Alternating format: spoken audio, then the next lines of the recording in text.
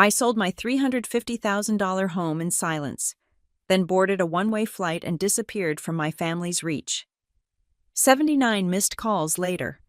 My mother's subject line screamed asking what I had done. My sister swore it was a misunderstanding.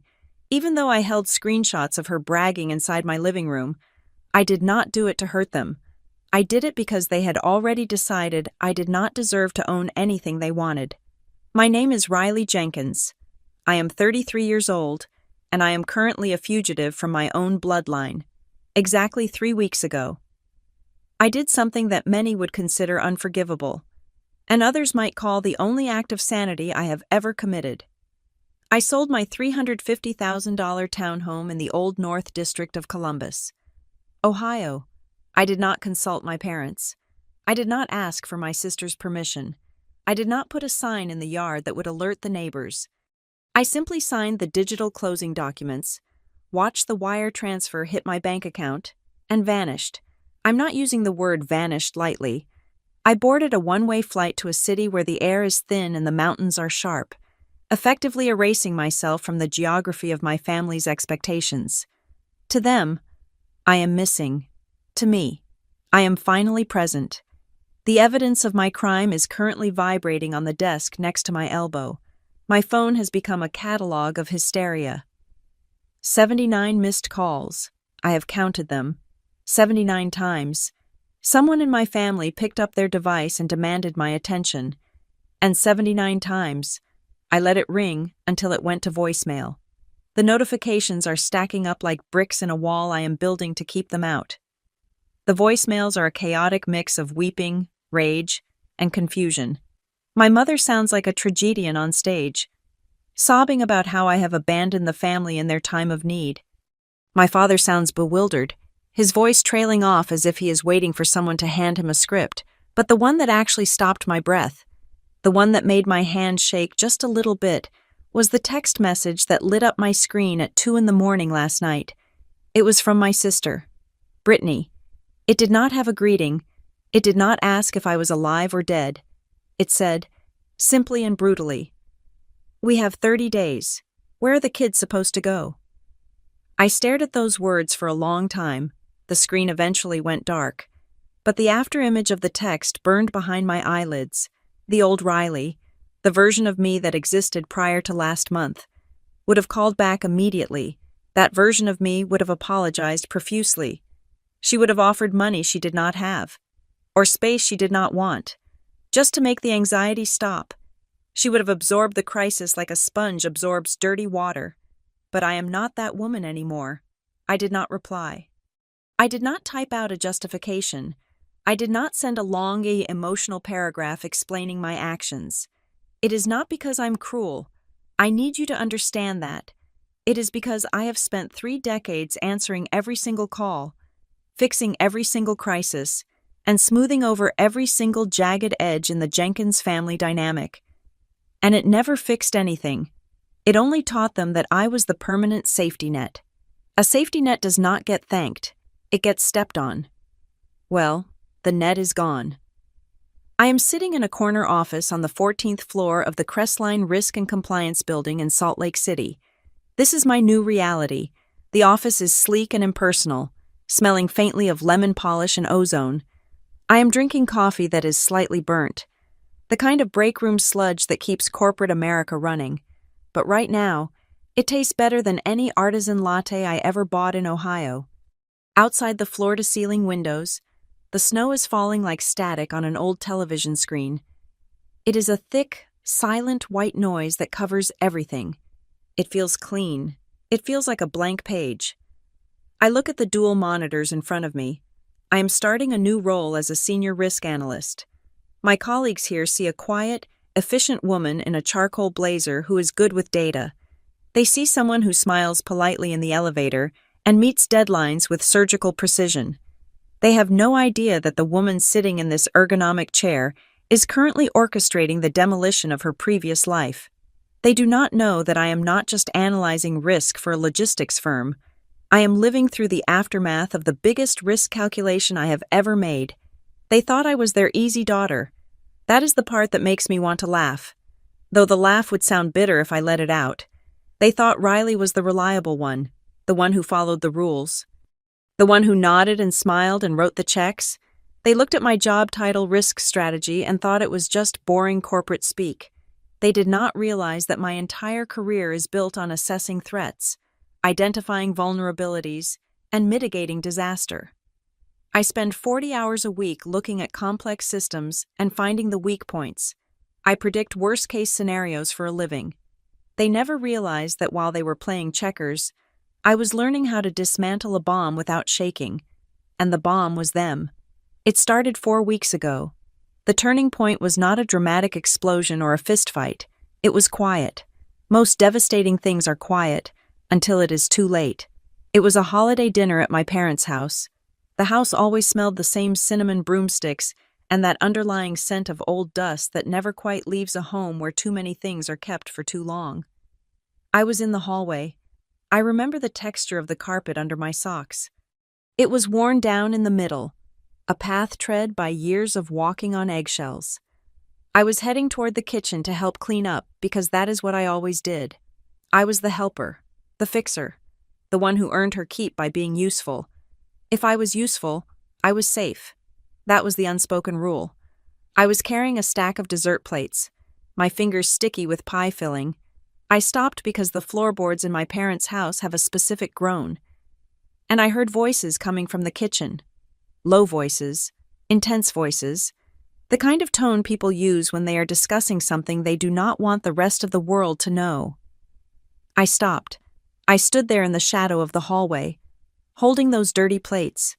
If this hits close to home for you, then I am sorry, truly, because if you know this feeling, you know the specific coldness that spreads through your stomach. It is the freezing realization that the people who are supposed to protect you are actually the ones you need protection from.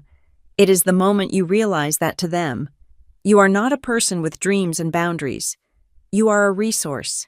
You are a plot of land to be developed. You are an asset to be liquidated. I want to ask you a question. If you found out the people you loved were plotting to take the one thing you worked hardest for, what would you do? Would you storm into the room and scream? Would you flip the table and demand an explanation? Would you cry and ask why they are doing this to you? Or would you go very, very quiet? I chose silence. I chose the kind of silence that is heavy and dense. I stood there and listened. I let them talk. I let them lay out the entire map of their betrayal while the water ran in the sink. I did not make a sound. I did not drop a plate. I simply ceased to be their daughter and started to be the strategist. They were so confident. That is what kills me even now. They were so incredibly sure of how I would react. My mother, with her voice that can switch from sweet to steel in a nanosecond. My sister, with her perpetual victimhood that she wears like a designer coat. They had scripted my reaction for me. They assumed I would fold. They assumed I would just take it, because I had always taken it. But standing in that hallway, listening to the snow tick against the window pane, I felt something inside me snap. It was not a loud snap. It was the sound of a tether breaking, the wire that had connected me to their needs, their wants, and their endless demands finally gave way. I leaned in closer to the doorframe. I needed to be absolutely sure. I needed to hear it one more time to believe that my ears were not deceiving me. I needed the evidence, and then I heard it, clear as a bell in the winter air. I heard my mother say my address out loud. She said the house number and the street name of my sanctuary. She said the address of the place I paid for with my own sweat, my own sleepless nights, and my own sacrifice. She did not say it like it was a place she was visiting. She said it with a casual, terrifying possession, like it already belonged to them, to understand why I walked away from a $350,000 asset without looking back. You have to understand the architecture of the Jenkins family. I am not talking about the physical structure of the split-level house in suburban Columbus where I spent 18 years of my life. I am talking about the invisible load-bearing walls that held us together. In the Jenkins household, love was not a renewable resource. It was a currency, printed in limited batches by my mother, and you had to earn every single dollar of it. Growing up in that house felt less like being raised and more like being audited. My childhood was a series of performance reviews. The house itself was always immaculate, a beige shrine to middle-class respectability, where coasters were mandatory and voices were never raised, only lowered to a terrifying, disappointed whisper. My father, Ray Jenkins, was the peacekeeper. That is the word people use for men who are too cowardly to stand up for what is right. So they settle for what is quiet. He treated conflict like a contagious disease. If there was tension in the room, he would simply evaporate. He would retreat to the garage to tinker with a lawnmower that was never broken, or he would bury his face so deep in the evening news that he became part of the furniture. He loved me, I think, but he loved his comfort more. He saw my mother's jagged edges, the way she cut me down to size, and he chose to look at the wallpaper instead. To him, a silent house was a happy house, even if the silence was heavy enough to choke on. Then there was my mother, Mary Ann. If my father was the absent jury, my mother was the judge, the prosecutor, and the executioner. She ran our family like a courtroom. She did not yell. Yelling was low class. Yelling was for people who lost control. Mary Ann Jenkins never lost control. She used sighs. She used glances. She used the strategic withholding of affection until you aligned perfectly with her vision of reality. She had a specific way of looking at you, starting at your shoes and working her way up, cataloging every flaw before she even said hello. And finally, there was Brittany. My younger sister was the family soft spot. That was the official narrative. Brittany was sensitive. Brittany felt things deeply. Brittany needed extra care because the world was just too harsh for someone with her gentle spirit. From the time we were toddlers, the rules applied to me, but they were merely suggestions for her. If I broke a glass, I was clumsy and careless. If Brittany broke a glass, the cup was slippery, or the manufacturer made it too thin. Everyone rushed to protect her from consequences. And then they patted themselves on the back and called it compassion. They crippled her with their help. They taught her that if she cried loud enough, someone else would come along and sweep up the shards. I fell into my role early. I was the achiever. I was the fixer. I was the one who learned that the only way to get 5 minutes of my mother's approval was to bring home an A+. And even then, the praise was always qualified. It was never just good job. It was always, I am glad you finally focused. I survived on those praise crumbs. I starved for them. I joined every club, captained the debate team, and worked extra shifts at a diner starting at age 16, so I would never have to ask them for gas money. I thought if I could just be perfect enough, if I could just be self-sufficient enough, I would finally earn the same unconditional warmth they gave Brittany for simply breathing. I did not realize until much later that perfection does not earn you love in a dynamic like that. It only earns you utility. While I was pulling all-nighters in college and stacking scholarships so my parents would not have to pay a dime for my degree, Brittany was drifting. Her pattern was established early and it was relentlessly modern. She did not have careers. She had eras. There was the cosmetology era, which ended when the instructors were too mean. There was the graphic design era, which ended because the software was too expensive. There was the brief stint in hospitality, which imploded because a manager asked her to work a weekend. She became a professional victim of circumstance. Every failure was an external plot against her. The economy was bad. The boss was toxic. The car broke down. The landlord was unreasonable. And every time she stumbled, my parents were there with a check and a hug, looking at me with exhausted eyes to say that I should be grateful I was strong enough not to need them. Then came Kyle. When Brittany married Kyle, it was like watching two storms merge into a hurricane. Kyle is a man who is permanently between opportunities. He is 35 years old and talks exclusively in buzzwords. He does not have a job. He has hustles. He's going to flip sneakers. He is going to mine cryptocurrency. He is going to start a landscaping empire. As soon as he borrows $2,000 for the equipment, he is a man who believes he is too smart for a 9-to-5. Yet he has never once paid a utility bill on time. Together. Brittany and Kyle created a chaotic ecosystem of debt and drama. They have two sweet children, my niece and nephew, who are the innocent hostages in their parents' lifestyle. But even the children became tools in the narrative. If I ever tried to set a boundary, if I ever said no to a request, the weaponization of the kids was immediate. Do you not want Emma to have a nice Christmas? Do you not care if Noah has winter boots? My mother facilitated all of it, but the most insidious part, the part that truly ground me down over the years, was how she framed my success. I worked my way up in risk management through brutal hours and relentless self-advocacy.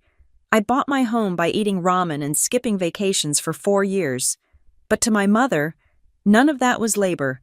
To Marianne Jenkins, it was all luck. She would sit at the Thanksgiving table, gesturing to my nice coat or my new car, and say, "Riley is just so fortunate. She has always had things fall into her lap." It was a brilliant rhetorical maneuver. By defining my stability as luck, she stripped me of the credit for my work. But more importantly, she created a moral debt. If I was simply lucky if I had been blessed by the universe while poor, sensitive Brittany had been cursed, then it was my duty to share. It was not generosity. It was rebalancing the scales. It was a tax I owed to the family for the crime of being competent. The financial creep was slow. It did not start with a house. It started with $10 here and $20 there. Can you cover dinner? Riley, you make the big bucks. Can you put gas in Brittany's car? She forgot her wallet. Can you pay for the hotel room for the family reunion? It is just easier on your credit card. I paid. I always paid. I paid because I wanted them to smile at me. I paid because I wanted to prove I was good. I paid because deep down, I was still the little girl in the hallway hoping that if I gave enough, my mother would finally look at me with the same softness she saved for my sister. But the asks grew larger. A car repair bill for $600.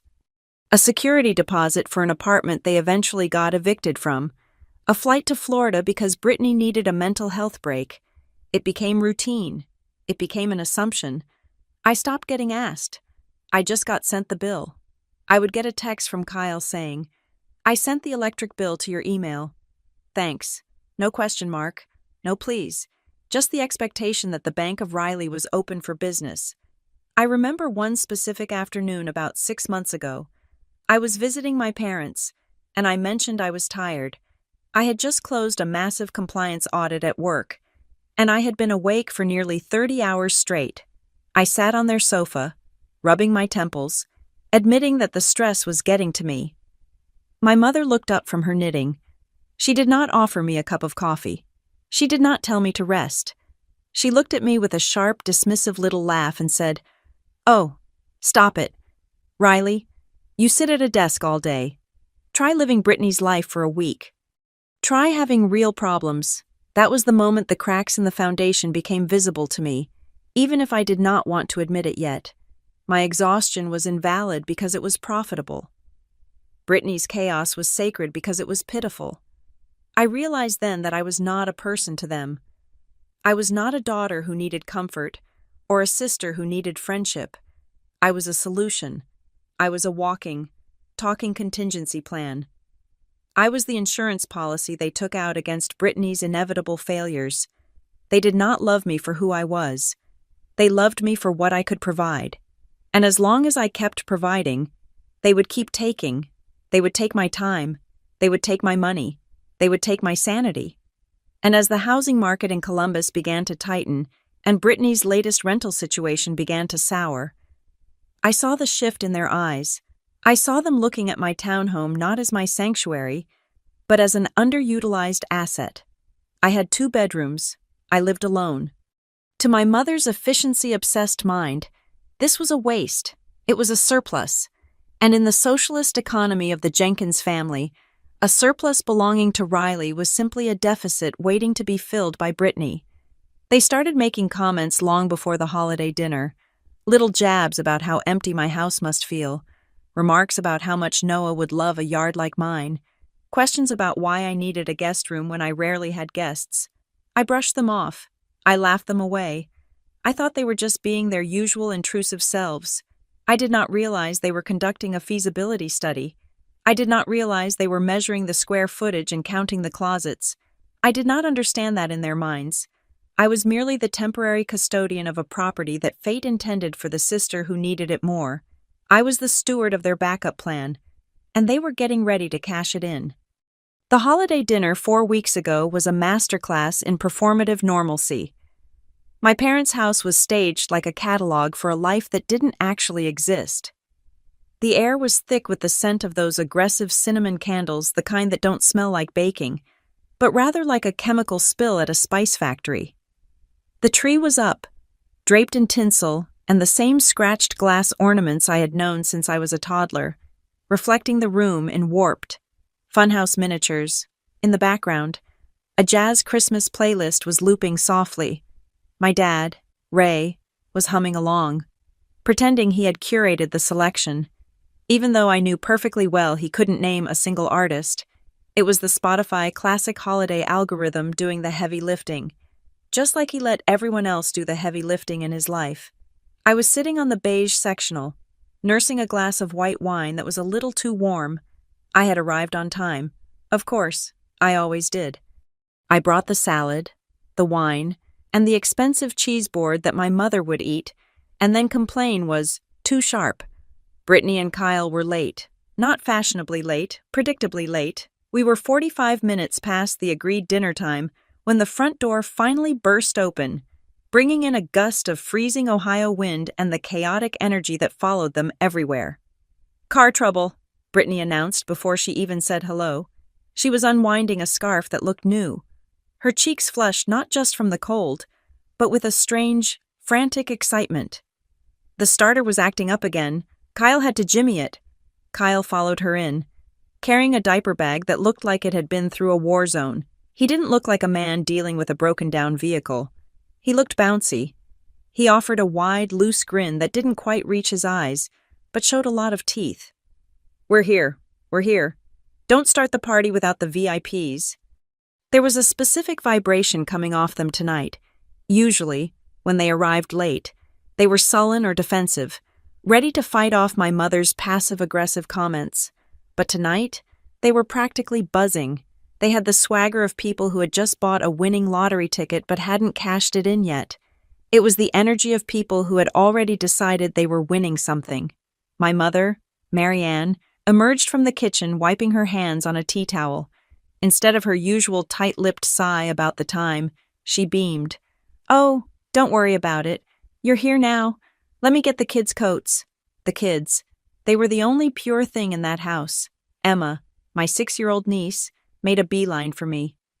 "Aunt Riley," she squealed, launching herself into my lap. She smelled like baby shampoo and cold air. She immediately started digging into her small backpack. "Look, I drew you a picture. It's a cat, but it's blue because I lost the orange marker." "It's beautiful," I told her, genuinely meaning it. "Blue cats are magical. Everyone knows that." Then Noah, 4 years old and vibrating with sugar energy, waddled over. He was wearing a sweater that was slightly too small, the cuffs riding up his wrists. He climbed up beside me and puffed out his chest. "I'm strong," he announced. "You look strong," I said, poking his arm. "I help Daddy carry boxes," he said proudly. I paused, my hand still on his arm. "Boxes? What kind of boxes, buddy?" "Big ones," he shouted, throwing his arms wide. "We're just organizing the garage." Kyle interrupted quickly from across the room. His voice was a little too loud. He was standing by the fireplace, rubbing his hands together. "You know how it is. New Year coming up. Gotta purge the junk." "Right," I said, letting it go. But the comment stuck in my brain like a popcorn kernel caught between my teeth. Organizing the garage, Kyle hadn't organized a drawer in his life, let alone a garage. But the moment passed, buried under the noise of my mother ushering everyone toward the dining table. Dinner was the usual affair: dry turkey, mashed potatoes that were more butter than potato, and a conversation that felt like a minefield. We clinked glasses. My dad made a toast about family unity that was so generic it could have been read by a hostage. I watched them eat, I watched the way Brittany piled her plate high, eating with a hunger that seemed more emotional than physical. I watched Kyle checking his phone under the table. The glow of the screen illuminated his chin. He wasn't scrolling social media. His thumb was tapping out messages, and every few minutes. He would look at the screen and smile a tight, satisfied smile, like he was reading good news. "So, Riley," my mother said, pivoting the conversation with the subtlety of a tank. She didn't look at me. She was busy cutting Noah's turkey into microscopic pieces. "How is the house?" "It's good," I said, taking a bite of a roll. "The furnace maintenance is done, and I finally got the garden bed winterized before the frost hit."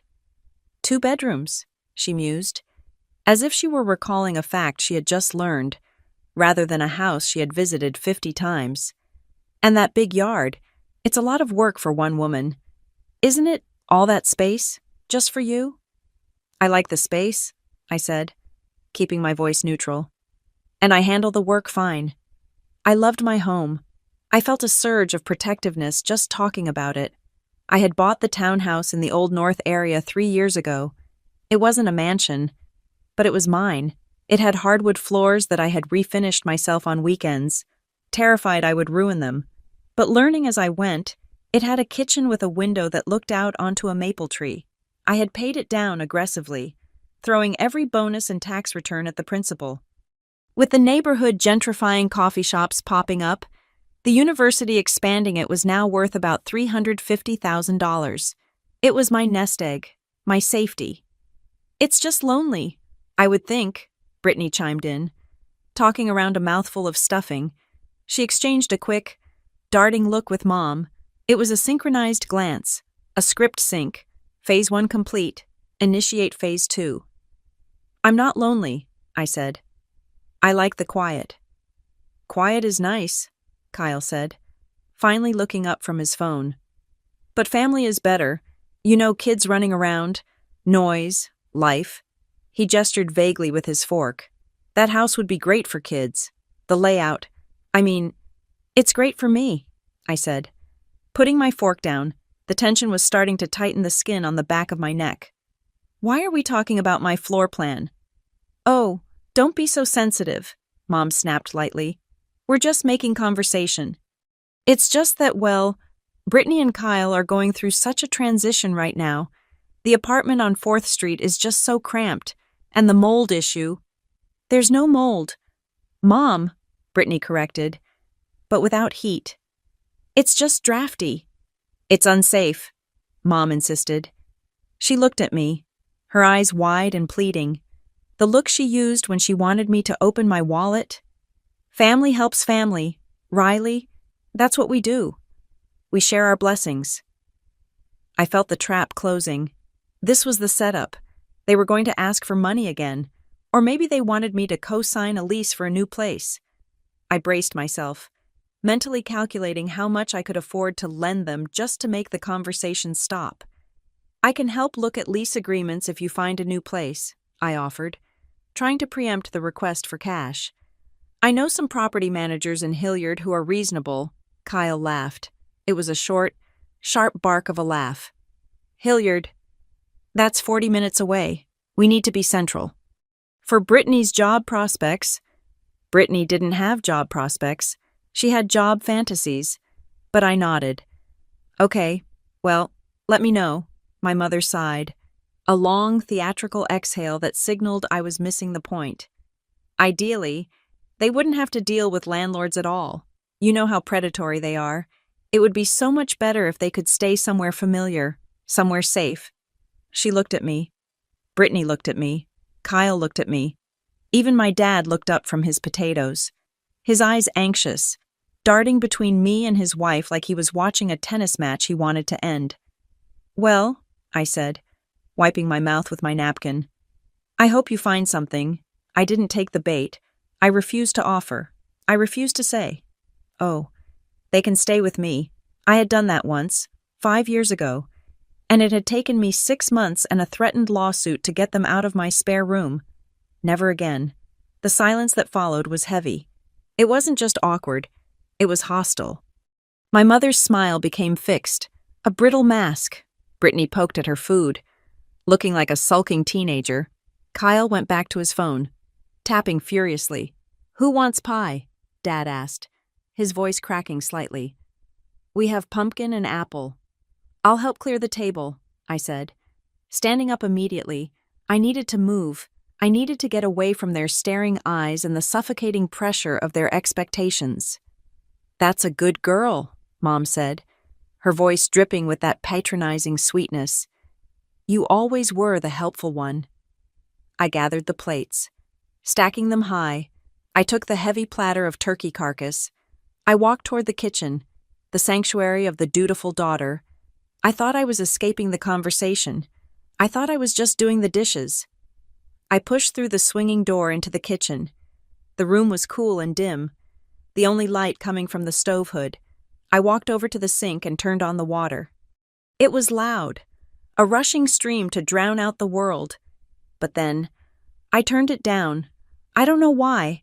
Maybe it was instinct. Maybe it was the way Kyle had smiled at his phone. Maybe it was Noah's comment about carrying boxes. I turned the faucet to a trickle.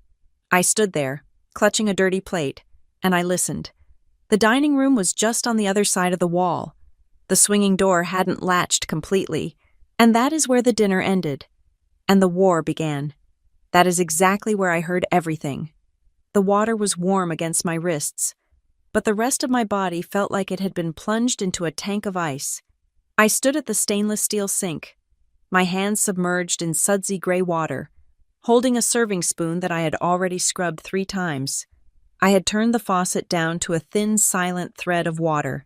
It was just enough to maintain the illusion that I was busy, that the noise of industry was covering the noise of their conversation. But there was no noise of industry. There was only the sound of my own heartbeat thumping against my ribs, loud enough that I was afraid they could hear it through the drywall. In the dining room, the atmosphere had shifted. The clinking of forks against china had stopped. The performative laughter was gone. The tone had changed into something I recognized from my childhood, something I called the planning tone. It was the specific frequency my mother used when she was arranging a wedding, or a funeral, or a bankruptcy filing. It was the voice of a general moving troops on a map. "She leaves on the 12th, Brittany said. Her voice was clear, stripped of the whiny, helpless affect she usually wore around me. I saw the itinerary on the kitchen counter last week when I came over to use her printer. She is gone from the 12th to the 19th. I stopped breathing. I stared at the bubbles popping on the surface of the water. I had never told Brittany the dates of my work trip. I hadn't told anyone the specific dates. I had mentioned to my dad, in passing, that I had training in mid-January. Brittany had been in my house, snooping through my paperwork while I was making her coffee. She had mined me for data while I was serving her refreshments. "That gives us a solid week," Kyle said. His voice was lower, conspiratorial. "A week is plenty of time to move the big stuff. If we get the truck on the 12th, we can be fully unpacked by the 14th. "Ray," my mother said. It wasn't a question. It was a command. "You still have the spare key she gave you for emergencies, right?" There was a pause. I could visualize my father perfectly in that moment. I knew he was shifting in his chair, rubbing the back of his neck, looking for a way to be the good guy without actually doing anything good.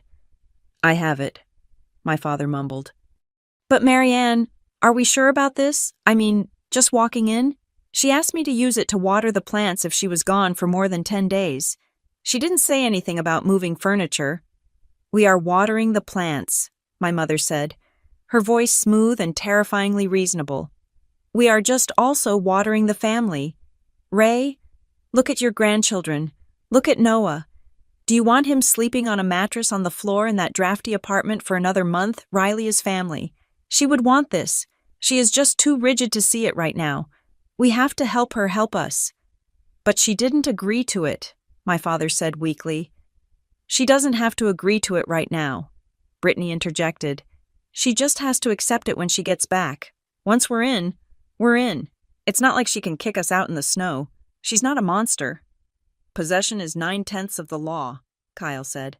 I could hear the smirk in his voice. "Actually, We should probably change the locks the first day. Just to be safe, for security. We can tell her the key got stuck or something. Make it official. That way she can't just barge in when she gets home. We control the access.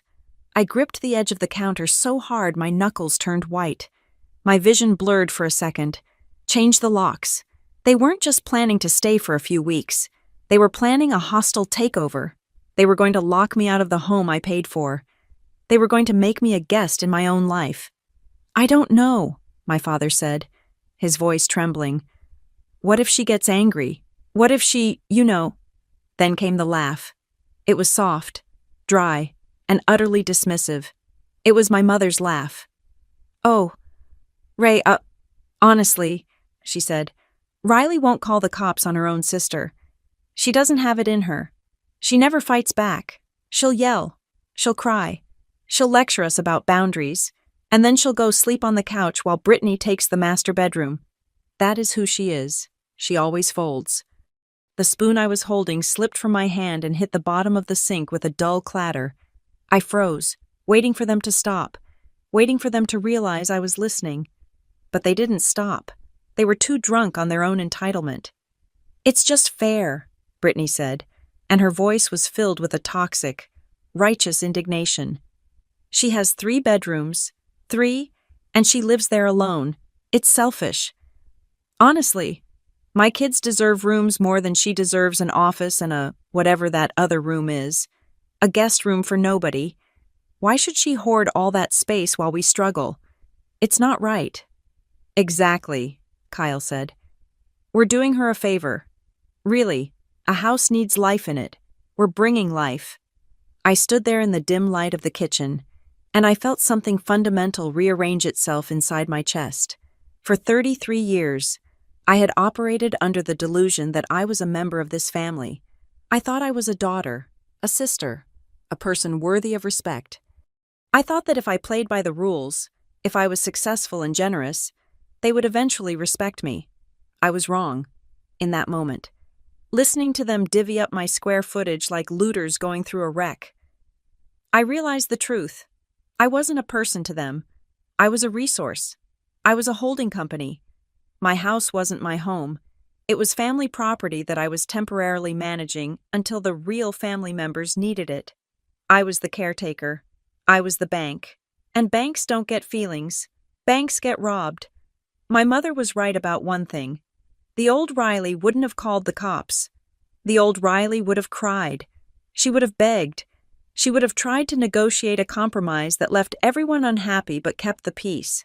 But the old Riley died the moment she heard her mother say, "She never fights back."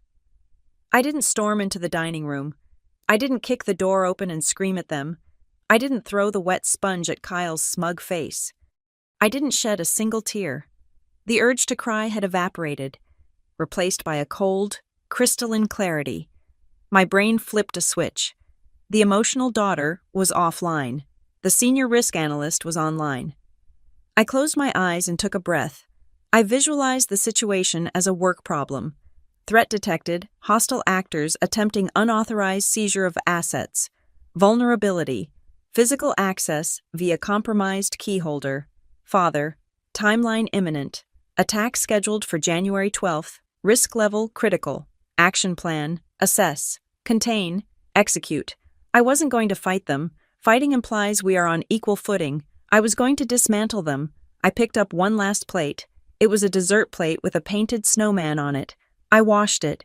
I washed it slowly, methodically, feeling the slick soap on my fingers. I rinsed it until it squeaked. I dried it with a towel until not a single drop of water remained. This simple mechanical action grounded me. It slowed my heart rate. It smoothed the tremor out of my hands. I needed to go back out there. I needed to finish the dinner. I needed to let them believe their plan was secret. If I confronted them now, they would panic. They would pivot. They would guilt-trip me into submission or find another way to manipulate the situation. No, I needed them to feel safe. I needed them to walk into the trap they had set for themselves. I placed the plate on the stack. I checked my reflection in the dark window above the sink. My face was pale, but my eyes were dry. I practiced a smile, It felt tight, unnatural, like a mask made of porcelain, but it would have to hold. I pushed through the swinging door and walked back into the dining room. The conversation stopped instantly.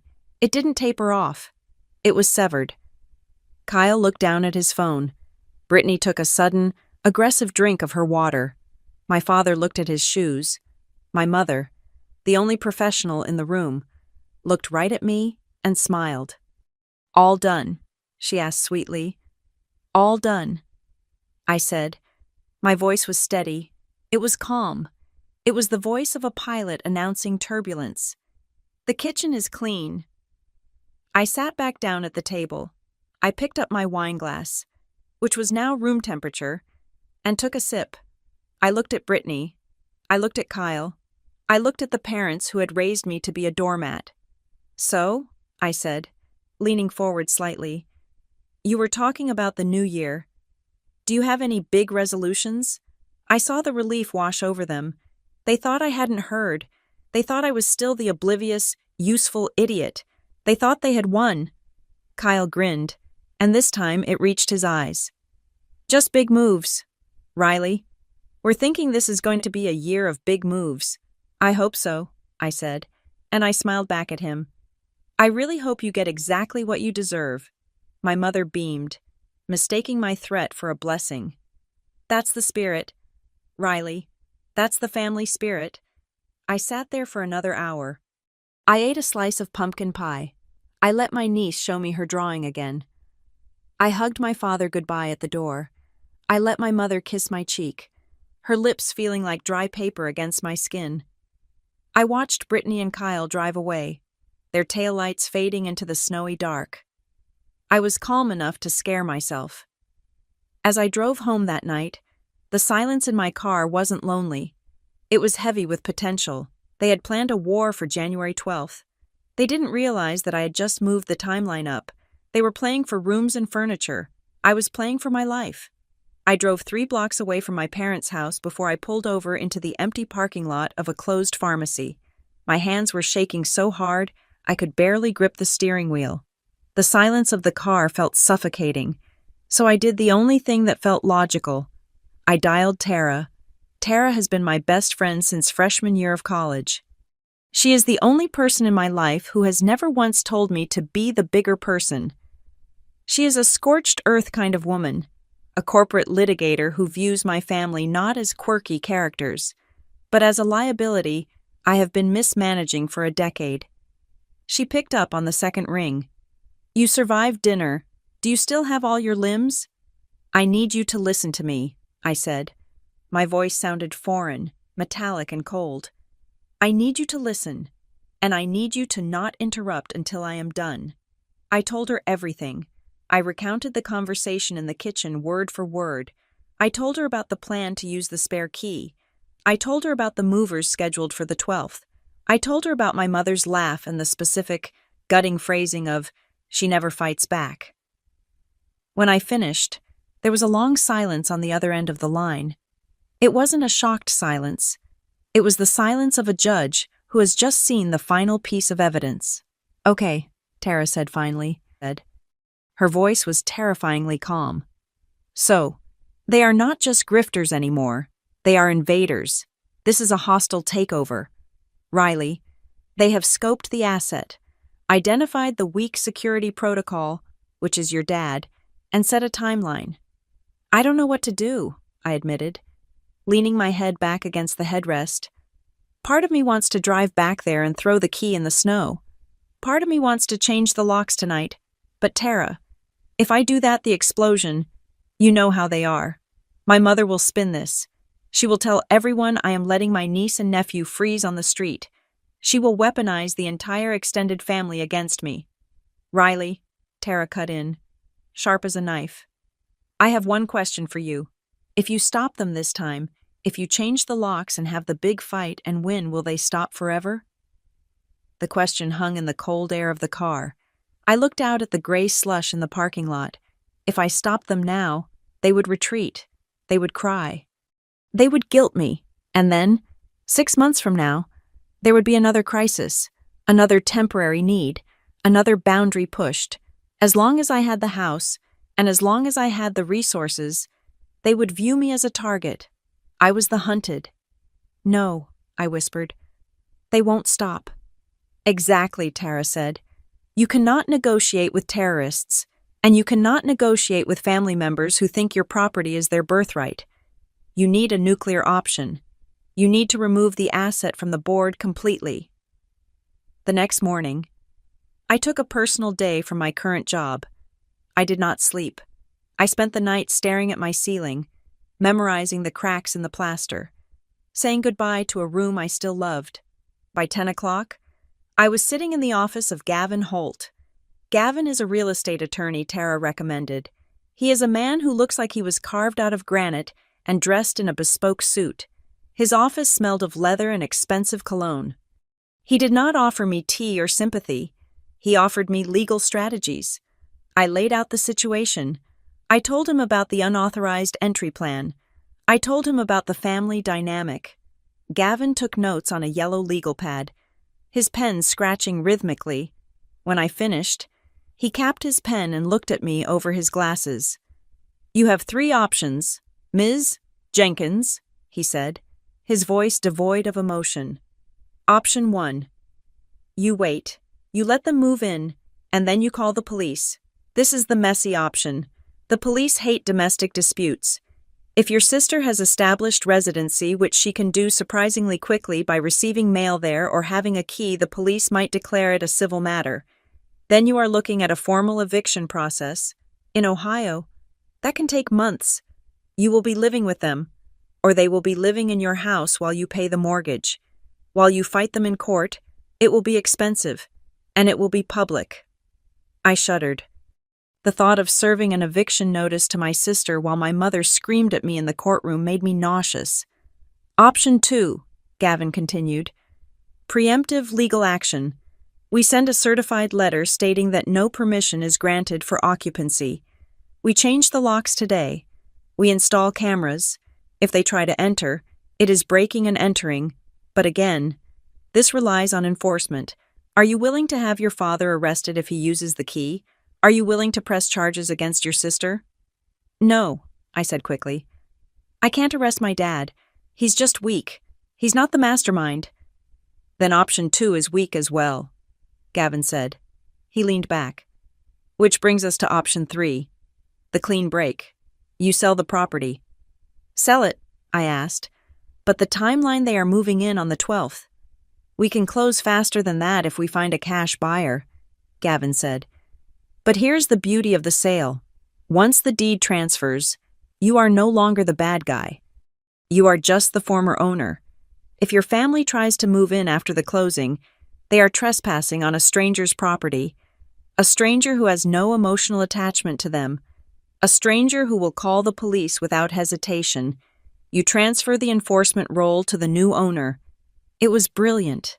It was cold. It was perfect. But Gavin wasn't done. He swiveled his monitor around. There is one more thing you need to see. Riley, when you called to set up this appointment, I ran a standard title and inquiry check on your property, just to see if there were any liens or activity. He pointed to an email chain on his screen. We received a general inquiry to our brokerage arm 2 weeks ago. Someone was asking for a comparative market analysis on your address. They wanted to know what the listing price would be for a quick sale. I squinted at the screen. The email address was generic, something like Sparkle, Girl, 88, but the name signed at the bottom made the blood drain from my face. Sincerely, Brittany Cook, representative for the owner. My stomach dropped so hard I felt dizzy. Brittany, my sister. She hadn't just planned to squat in my house. She had actively reached out to a broker to see what the house was worth. She had presented herself as my representative. She tried to list it, I asked, my voice trembling with rage. She was testing the waters, Gavin corrected. She probably wanted to see if she could sell it out from under you, or maybe she was just checking to see how much equity you had so she could guilt you into a loan later. But the fact that she claimed to represent you, that is fraud. Riley, it is clumsy fraud, but it is fraud. She is not just looking for a place to sleep. She is looking at your life as a liquid asset. That was the moment the last thread of guilt snapped. Any hesitation I had about selling, any lingering sentimentality about the maple tree in the kitchen window or the hardwood floors I had refinished, vanished. Brittany had crossed a line that couldn't be uncrossed. She viewed me as a bank account with a pulse. I looked at Gavin. I have something to tell you, too. I reached into my bag and pulled out a folder I had been carrying around for 3 months. It contained a job offer. I have been sitting on this, I said, placing the document on his mahogany desk. Crestline Risk and Compliance, based in Salt Lake City. They offered me a senior analyst role in October. It is a 40% raise, relocation package included. Why haven't you taken it? Gavin asked. Because of them, I said, gesturing vaguely to the world outside the window. Because I thought I couldn't leave. I thought my mom would fall apart if I wasn't here to handle her drama. I thought Brittany would sink if I wasn't here to bail her out. I thought I was the glue. You aren't the glue, Riley, Gavin said softly. You are the fuel, and they are burning you to keep themselves warm. I looked at the job offer. Salt Lake City, mountains, snow that wasn't gray slush, a place where nobody knew my name, where nobody expected me to fix their flat tires or pay their electric bills, a place where my phone could stay silent. I want to take option 3, I said. My voice was steady now. I want to sell, and I want to leave. Good, Gavin said. He pulled up a new document. Now, regarding the timeline, if we list this publicly, your family will see the sign in the yard. They will panic. They will try to guilt you or sabotage the sale. We need a pocket listing. We need a private buyer. Do you have one? I asked. I might, Gavin said. There is a development group, Stonegate. They have been buying up properties on your block for a long-term redevelopment project. They pay cash. They close fast. And they are corporate. They don't care about sob stories. Call them, I said. Tell them I am motivated. Tell them I want to close before January 15th. And tell them the property comes with a complication that requires strict vacancy enforcement. I will handle the details, Gavin said. Your job is to do nothing. You go back to your life. You go to work. You smile at your mother. You answer your sister's texts. You do not give them a single hint that the ground is shifting beneath their feet. I walked out of his office into the biting Ohio wind. I felt lighter than I had in years. I had a secret now, a real secret. The quiet plan had begun. I went home to my townhouse. For a few more days and I started packing. But I didn't pack like someone moving. I packed like a spy. I cleared out the small, personal things first. The jewelry, the important documents, the photo albums. I put them in boxes and drove them to a storage unit 3 towns over. I left the furniture. I left the clothes in the closet I didn't wear often. I left the decorations up. When my mother called that evening, just to check in, which was code for making sure I was still compliant, I answered on the second ring. Hi, Mom, I said. Riley, she said, her voice sugary. I was just thinking about you. Brittany is so stressed about the move. The apartment is just a mess. I told her, don't worry. Aunt Riley will help you figure it out. You are still leaving for your trip on the 12th. Right. Yes, I lied smoothly. January 12th. I'll be gone for a whole week. Good, she said. Good. Well, you focus on your work. We will handle everything here. Don't you worry about a thing. I won't, I said. I trust you guys completely. I hung up the phone and looked around my living room. I looked at the spot where Brittany had stood in her social media post, bragging about her new beginnings. I looked at the spare key hook where my father's copy used to hang before I gave it to him. I wasn't angry anymore. I was efficient. I was executing a strategy. I wasn't negotiating my right to exist anymore. I was simply closing the account. I opened my laptop and pulled up the email from Crestline Risk and Compliance. I clicked accept. Then I booked a one-way ticket to Salt Lake City for the night of January 11th. Let them plan their invasion. By the time they stormed the castle, the Queen would be gone, and they would find themselves standing in the court of a very different, very corporate king. The last social obligation of the year was my Aunt Linda's New Year's Eve party. It is a Jenkins family tradition: cheap champagne, pigs in a blanket, and passive-aggressive interrogations about why nobody is married enough or rich enough yet. In previous years, I would have walked into that house with my shoulders hunched, bracing for the inevitable critiques of my career or my single status. This year, I walked in wearing a fitted red dress and a smile that felt like armor. I wasn't Riley the victim. I was Riley the sleeper agent. The house was crowded and warm, smelling of yeast rolls and Aunt Linda's overpowering perfume. I navigated the room, accepting hugs from relatives who only remembered I existed when they needed tech support.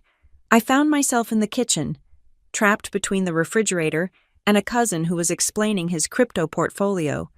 When I heard Brittany's voice cut through the noise, she was holding court in the corner, a glass of sparkling cider in her hand, talking to our Uncle Mike and Cousin Sarah. "Yeah, we're really excited about the new year," Brittany was saying, her voice pitched just loud enough for the room to hear. "We have some big changes coming up, a new place. Finally getting out of that cramped apartment." "Oh?" Uncle Mike asked, taking a bite of a deviled egg. "Did Kyle land that contract?" "Better," Brittany said, casting a coy look over her shoulder. "We're upgrading, more space, a yard for the kids. It's going to be really good for us to be in a stable environment." She didn't say my address. She didn't say Riley's house, but the implication was there, hanging heavy in the air like smoke. She was pre-selling the narrative. She was planting the flag before the ship had even docked. Then my mother drifted into the circle, placing a protective hand on Brittany's back. "We are just so proud of the girls working it out," she announced to the group, her voice dripping with maternal benevolence. "Riley is being such a dear. She is letting Brittany and the kids stay with her for a while, to help them get back on their feet." The room went quiet for a beat. Several heads turned toward me. This was the trap. My mother had just publicly announced the lie. If I contradicted her now, if I said, "Actually, no, I am not letting them stay," I would look like the villain. I would be the Scrooge ruining the holiday spirit. I would be the sister who humiliated her family in front of the neighbors. It was a brilliant tactical maneuver. She was using social pressure to seal the deal. I felt the old reflex to shrink, to stammer, to explain. But then I remembered the digital file on my laptop at home. I remembered the flight booked for January 11th. I remembered that I wasn't playing their game anymore. I was playing a different game entirely. I took a sip of my drink, looked my mother dead in the eye, and smiled. It was the warmest, falsest smile I have ever produced. "Family helps family," I said smoothly. The tension in the room evaporated. My mother exhaled, her shoulders dropping an inch. She thought she had won. She thought I had just verbally signed the contract of surrender. "Exactly," Aunt Linda crowed, clapping her hands. "That is what it's all about. You're a good sister, Riley." "I try to be," I said, raising my glass. "Here's to new beginnings." They drank to it. They drank to their own victory, completely unaware that I was toasting to my exit, while the family was busy congratulating themselves on successfully colonizing my life. The real business was happening in the background. 2 days before the party, I had met with a representative from Stonegate Development Group. His name was Mr. Vance, and he looked nothing like my family. He was a man of few words and precise numbers. We met in a coffee shop 3 towns over, far away from the prying eyes of the Jenkins Gossip Network. "We have acquired 4 of the 6 properties on your block," Vance told me, sliding a folder across the small table. "We are looking to redevelop the entire quadrant into mixed-use luxury condos. Your townhouse is the linchpin for the north side access." He didn't ask about my childhood. He didn't ask why I was selling. He just laid out the terms. "We are prepared to offer $365,000, he said. "Cash, 7-day close, we waive inspection, we waive appraisal." My heart hammered against my ribs. It was $15,000 over my estimate. It was a get-out-of-jail-free card printed on bank stationery. Vance continued. There are conditions. We need the property vacant at closing. Completely vacant. No tenants. No holdovers. We demolish in February. It will be vacant, I promised. I am the sole occupant. Vance nodded. Then paused. He looked at his notes. That brings me to a question. Ms. Jenkins, about 3 months ago, our acquisition team received a call from a woman claiming to be your sister, a Mrs. Brittany Cook. I froze. What did she say? She wanted to know if we would be interested in buying the property, Vance said, his face impassive. But she wanted to negotiate a side deal. She asked if we would consider a leaseback option where the family could stay in the property for a year post-sale at a reduced rate. She implied she had power of attorney. My vision went white at the edges. A leaseback. She wasn't just trying to list it.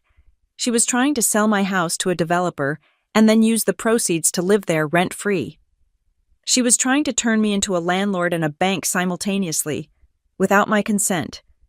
She does not have power of attorney, I said, my voice shaking with suppressed rage. She has nothing. She is a fraud.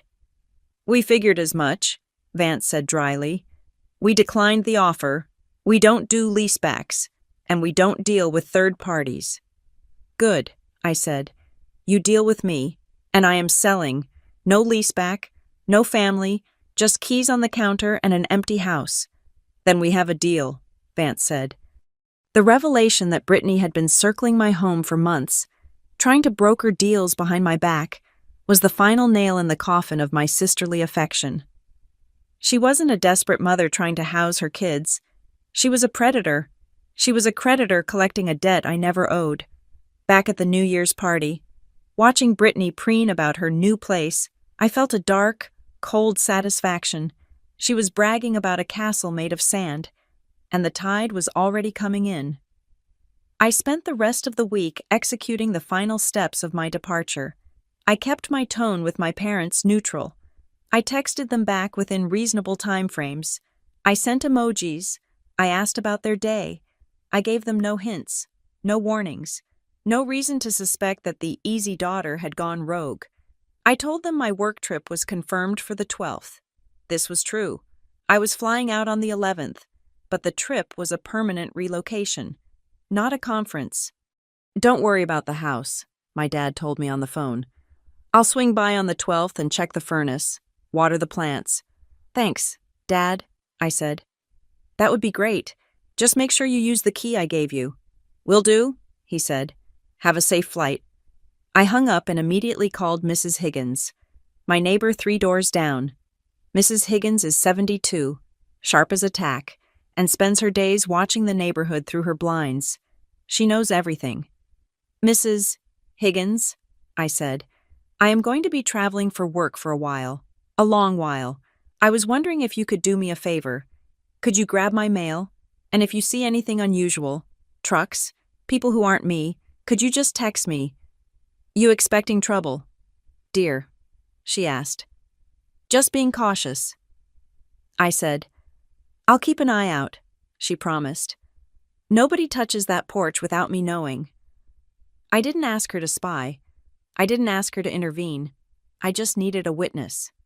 On New Year's night, while the rest of the world was watching the ball drop and singing Auld Lang Syne, I sat alone in my kitchen. The house was quiet. The boxes were packed and stacked in the garage, labeled donations to throw off the scent. I opened my laptop. The DocuSign email from the title company was waiting. Closing documents, 1244 Maplewood Drive. I scrolled through the pages. The legalese was dense, but the meaning was clear. Transfer of deed. Relinquishment of rights. Final sale. My hands were steady. My heart was loud, thumping a frantic rhythm against my ribs. But my fingers didn't tremble. I clicked the box. I agree. I clicked the signature line. Riley Jenkins. It was done. The house wasn't mine anymore. Technically. The deed would record in 7 days, just before my flight, but emotionally I had already moved out. I closed the laptop and looked around the kitchen one last time. I looked at the sink where I had overheard their betrayal. I looked at the table where I had been served lies for dinner. "Happy New Year," I whispered to the empty room. I wasn't just selling a house, I was buying my freedom, and the price was $365,000, paid in full by a stranger who would do the one thing I never could tell my family, no. The flight to Salt Lake City felt less like a business trip and more like an extraction mission. I sat in seat 14A, watching the gray sprawl of Ohio disappear beneath a layer of clouds, and for the first time in months, my chest did not feel compressed by the weight of invisible obligations. I had told my family I was leaving for training on the 12th, but I had flown out on the 11th. That 24-hour buffer was not accidental. It was a strategic gap I had left open to see just how quickly they would move. I landed in Utah in the late afternoon. The air here was different, thinner, sharper, smelling of pine and cold stone. I checked into a temporary corporate suite downtown, a sterile but beautiful room with a view of the Wasatch Mountains. I unpacked my suitcase slowly. I hung up my blazers. I placed my toothbrush in the glass holder. I was building a new routine, brick by brick. My phone remained silent for the first 12 hours. It was the calm before the invasion. Then, at exactly 9 in the morning on the 12th, 8 in the morning, my time, the vibration started. The first message was from Mrs. Higgins.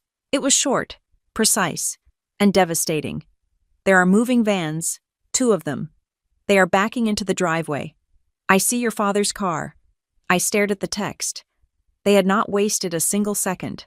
I had been gone from the state for less than a day, and they were already breaching the perimeter. I didn't reply to Mrs. Higgins. I didn't call the police. I just sat on the edge of the hotel bed and opened Instagram. I knew Brittany.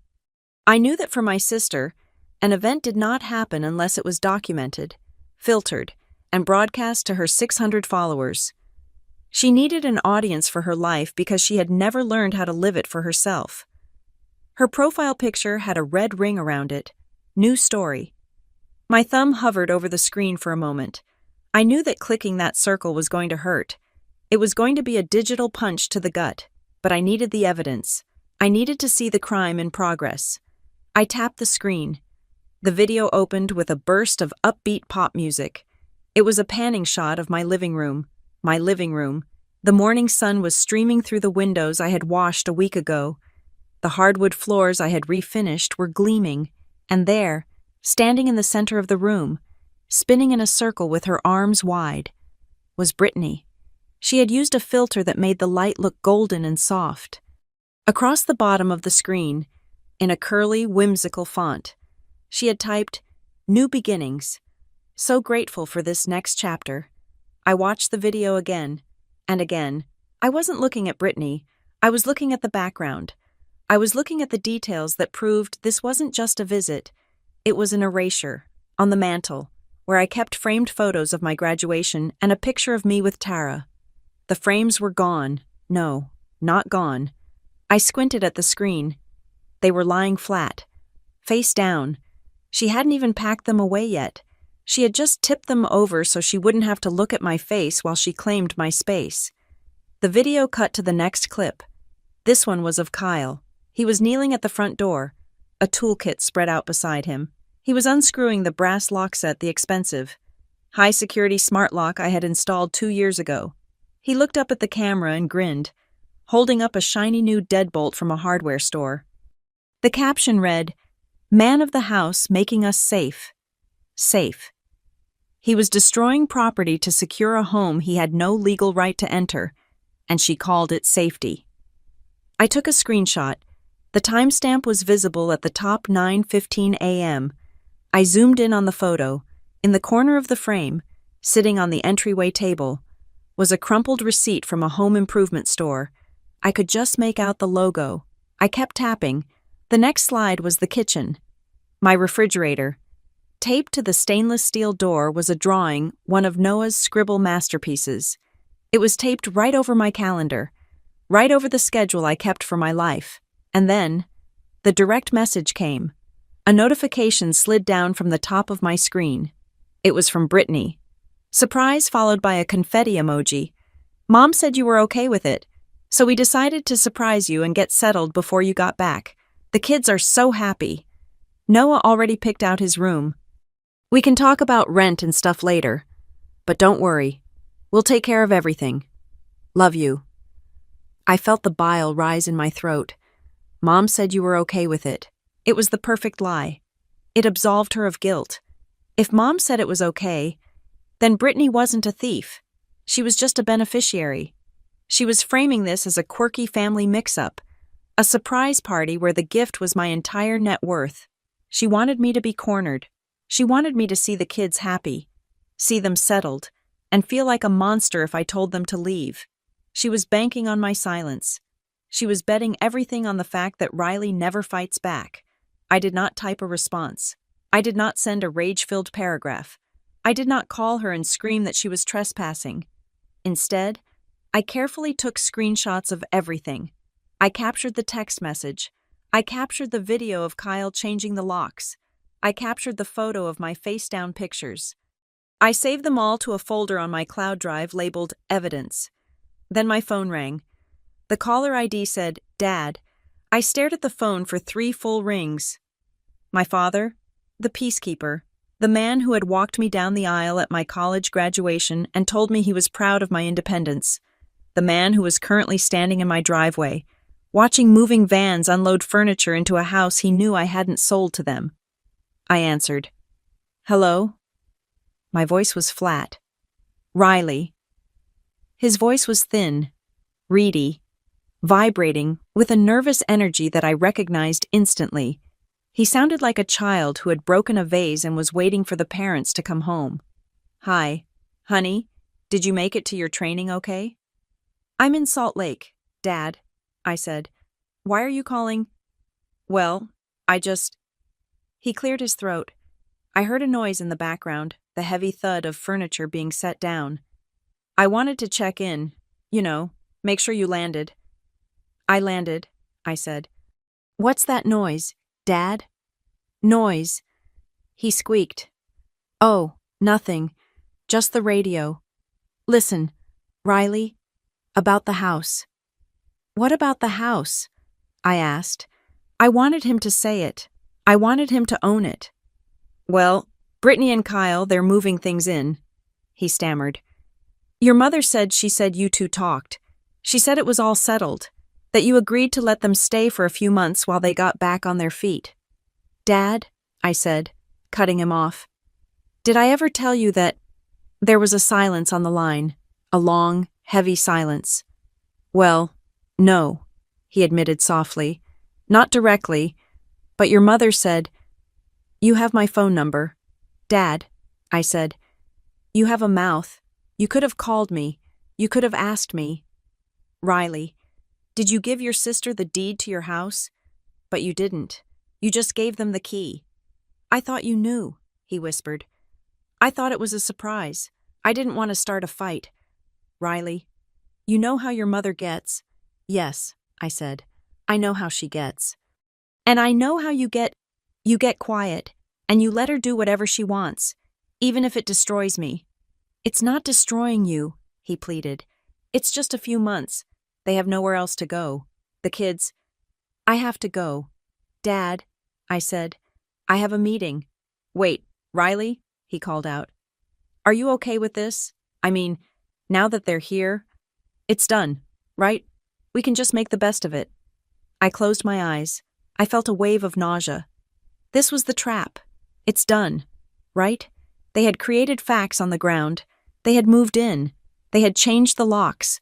Now, the burden was on me to undo it, to be the bad guy, to evict them, and for a split second, the old reflex rose up in my chest, the fixer reflex, the urge to say, "Fine, just 3 months, just this once," the urge to save them from the disaster that was coming, because I knew what they didn't know. I knew that in a few days, a corporate legal team was going to descend on that house like a hammer. I knew that Stonegate Development Group didn't care about Noah's drawings or Brittany's sob stories. I could warn them. I could tell Dad right now. Get them out. I sold the house. The new owners are coming. I could save them from the humiliation. I could save them from the legal consequences. I took a breath. I looked out the window at the snow-capped peaks of the Wasatch Range. They were cold, indifferent, and beautiful. They hadn't warned me. They hadn't called me to ask permission. They had plotted this behind my back for months. They had ambushed me. If I warned them now, I would just be helping them cover up their crime. I would be helping them escape the consequences of their own greed. I let the wave of guilt pass. I let it roll over me and recede, leaving nothing but wet sand. "Goodbye, Dad," I said. I hung up the phone. I sat there for a long time, listening to the hum of the hotel air conditioner. My hands were trembling slightly, not from fear, but from the adrenaline of making a clean break. I had just severed the last thread. I opened my messaging app and found Tara. I typed a quick summary of the morning. "They're in, moving vans, locks changed, Dad called. He knew." Tara replied instantly. 3 dots danced on the screen. "They're settling into a house they don't own." I typed back, "I feel like I should scream." Tara's response was cold and perfect. "Good. Let them get comfortable. Let them unpack every single box. Let them hang the curtains. The landing hurts more when people truly believe the floor is theirs." She was right. If they were just visiting, the removal would be an inconvenience. But if they moved in, if they transferred utilities, filed address changes, enrolled the kids in the local school, built routines around a place that legally belonged to a corporation, then the unraveling wouldn't be minor. It would be complete, and they would have engineered every step of it themselves. I stood up and walked to the window. I pressed my hand against the cold glass. I was alone in a new city, but I didn't feel lonely. I felt powerful. I was the ghost in the machine. I was the unseen hand. My phone buzzed one last time. It wasn't a family member. It wasn't a neighbor. It was a text from a number I had saved as Gavin Holt, attorney. I picked up the phone. The message was 2 words long, 2 words that sealed the tomb of my old life and ignited the fuse on theirs. Closing completed. The deed was recorded. The wire transfer was initiated. The house on Maplewood Drive, the house where Brittany was currently hanging her Live, Laugh, Love sign, no longer belonged to Riley Jenkins. It belonged to Stonegate Development. And Stonegate Development was not family. The detonation happened on a Tuesday morning. It was not a literal explosion, but the shockwave was just as violent. I was sitting in a conference room at Crestline, listening to a vice president explain the quarterly compliance targets, when the phone in my blazer pocket buzzed. Then it buzzed again. Then it buzzed a 3rd time.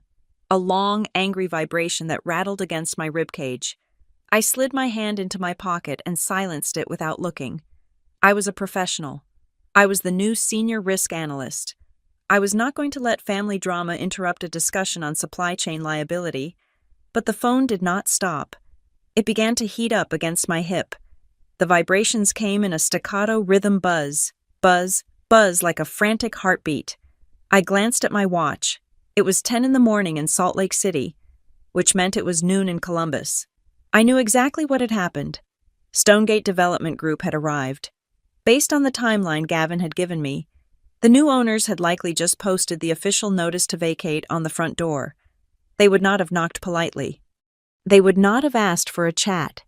They would have used blue painter's tape to affix a legal document to the wood, right over the wreath my mother had probably hung there, stating that the property was now under corporate ownership and all unauthorized occupants had 30 days to vacate before demolition crews were scheduled.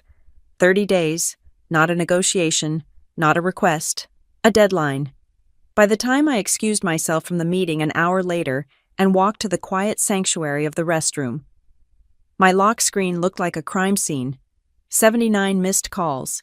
The number was so high it looked abstract. 79 times. The people who claimed to love me had tried to breach my defenses. There were 12 voicemails, the maximum my inbox allowed before it cut off. The rest were texts, scrolling down the screen in an endless waterfall of panic and rage. I went into a stall, locked the door, and sat down. I did not cry. I did not shake. I took a deep breath and began to scroll. I needed to categorize the data. Brittany's text messages were a fascinating case study in the psychology of entitlement. If I scrolled back to the beginning, I could trace her emotional spiral in real time, like watching a car crash in slow motion. Stage 1 was confusion. Riley. There is a man here. He just taped something to the door. He says he works for Stonegate. Is this a mistake? Call me. Stage 2 was denial. He says you sold the house. That is not funny.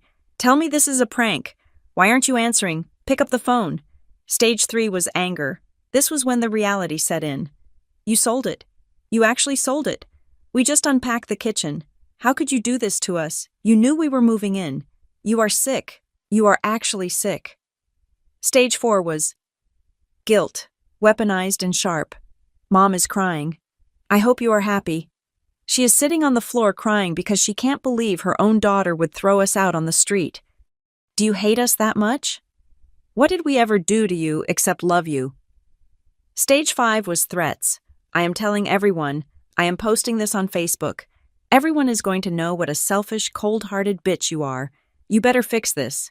Riley, you better call them and cancel it right now. And finally, predictably, Stage 6. Bargaining. Okay, look, we can pay rent. We can pay $500 a month. Just tell them we have a lease. Please, Riley, just undo it. I read them all with a clinical detachment.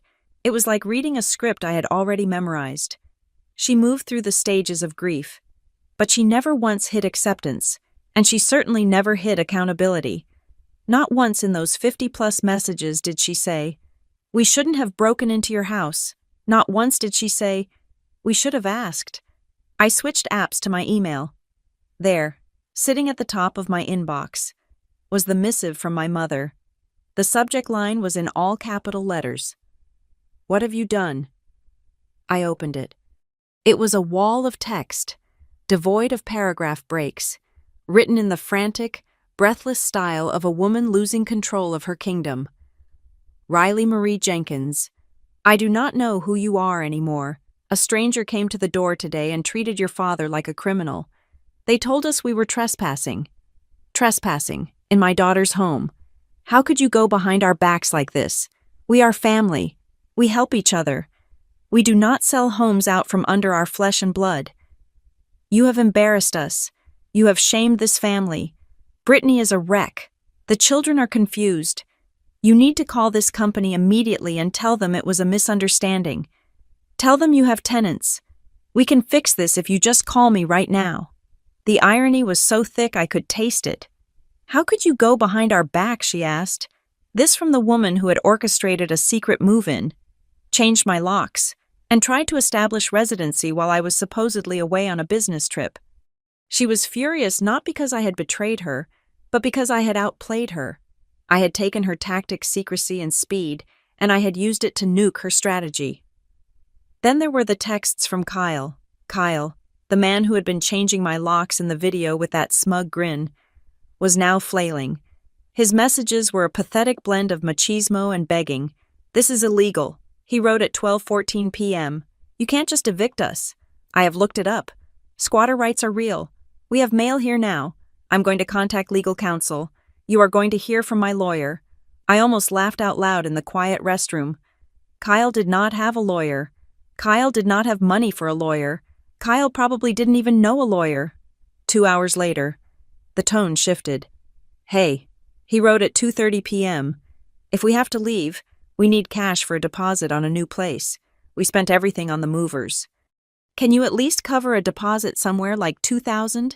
It is the least you can do after screwing us over. That was the kicker. It is the least you can do. Even as the walls were closing in, even as the bulldozer of consequences was idling in the driveway, his hand was still out. He threatened to sue me in one breath and asked for a Venmo transfer in the next. I put the phone down on my knee and breathed. The air in the restroom was cool and smelled of lavender soap. My heart rate was steady. The hardest part was the silence I had to maintain. Every instinct I had been trained with for 33 years was screaming at me to fix it. My fixer programming was flashing red alerts. They are panicking. They are hurting. You have the money. You can save them.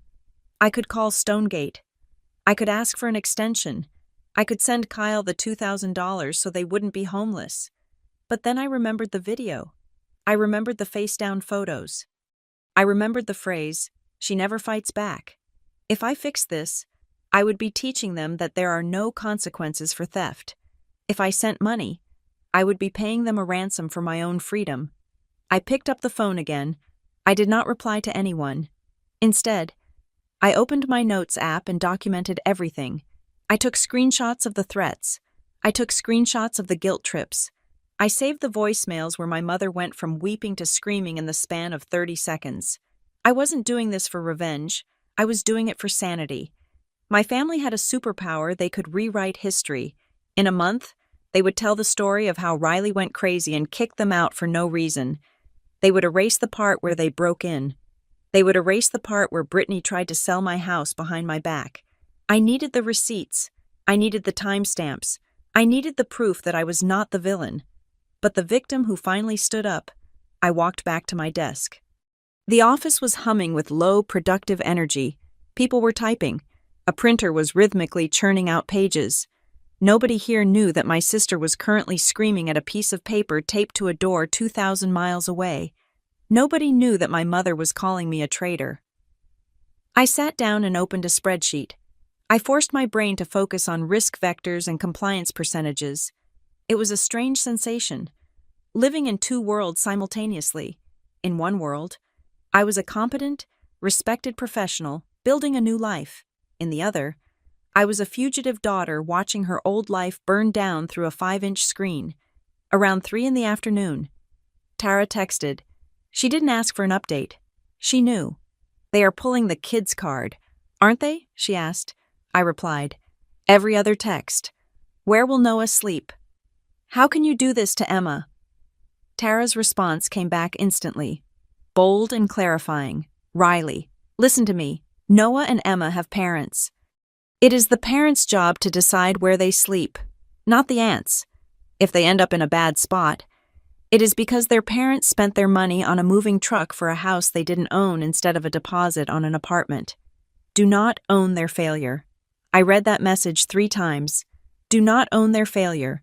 It was the mantra I needed. They kept asking, "Where will the kids sleep?" But they never said the one sentence that would have actually mattered. They never said, "We were wrong."